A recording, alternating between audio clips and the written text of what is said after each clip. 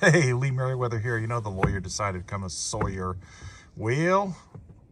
I got a confession to make. I have not been looking forward to this day. Well, I say that in jest, but I am moving into the kiln a number of, I forgot how many exactly there are, but I am moving into the kiln a number of white oak slabs. Now these white oak slabs are monstrous. The tree was probably about 260 years old when it was taken down. It had to be taken down. There was some issues, and there was a chance it was going to fall on someone's house. So rather than removing it from the house after it fell on it, they went ahead and took it down ahead of time. And the homeowners wanted to preserve this beautiful tree that had been around for, my gosh, 2.5 centuries. And so they milled it up. I actually didn't mill it because the tree's huge. It's 50 at its base. It was 52 inches wide. And when I didn't mill it again, I forgot who milled it, but I'm kiln drying it. Well, these slabs are 3 inches thick, between 8 and 9 feet long, and between like 42 inches and 52 inches wide. What I'm not looking forward to is the fact that I have to unstack and then restack and sticker all these monster slabs before they go into kiln. Now, enough babbling. Let's get to it. Oh, by the way, it's 25 degrees. Brr.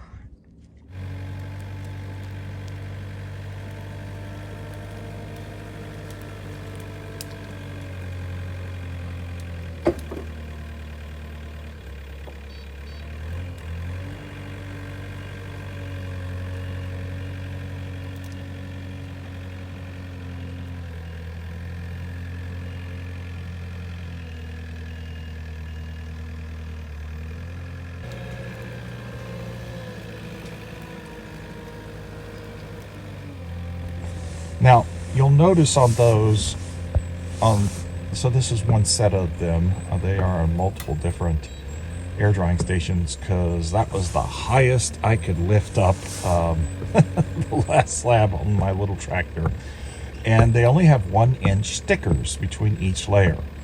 Now, that's fine for air drying, but putting in the kiln, I've got some industrial fans that blow a significant amount of air at a certain air speed through the wood, and according to the manufacturer, that as soon as you get over really 2 inches, you're pushing it at 2.5, but really as soon as you get over 2.5 inches, you want to double up your stickers. You want to have at least 1.5 inch thick sticker between each layer because there's too much back pressure. There's too much back pressure as a result of the 3-inch slabs, and you only have 1-inch thick sections for the air to go through. Now you would think that'd be great for airspeed, but it creates back pressure on the fans and can cause them to prematurely fail. And you want the air to flow through there nice and evenly, and you don't want your kilns to last a long time. So I am going to unstack and sticker all these slabs. I think I've got 1, 2, 3, 4, I may have 5 air drying stations with these slabs on them because there were so many. It was a big tree, as you can imagine, 260 years old. So it's going into kiln 2, and it's probably going to be in there at least 45 days, 6 weeks, somewhere around there. We've been letting them air dry for well over a year. The goal is to get them as close to 20% moisture content as possible before I moved them into the kiln. So 2 quick things. I drove past this as I was moving the stack. This is an example of what we do now. We bind everything up as soon as it comes off the mill. We stack and sticker it by thickness and so the bottom stack and the upper stack will go into a different probably will go into a different kiln run than the center one because that's thicker. Well, we do that because it just makes it easier to unload and load the kiln. The straps, we help keep all the stickers in place, move everything. It's just much more efficient. Little extra time up front, but it pays huge dividends down the line. And by the way,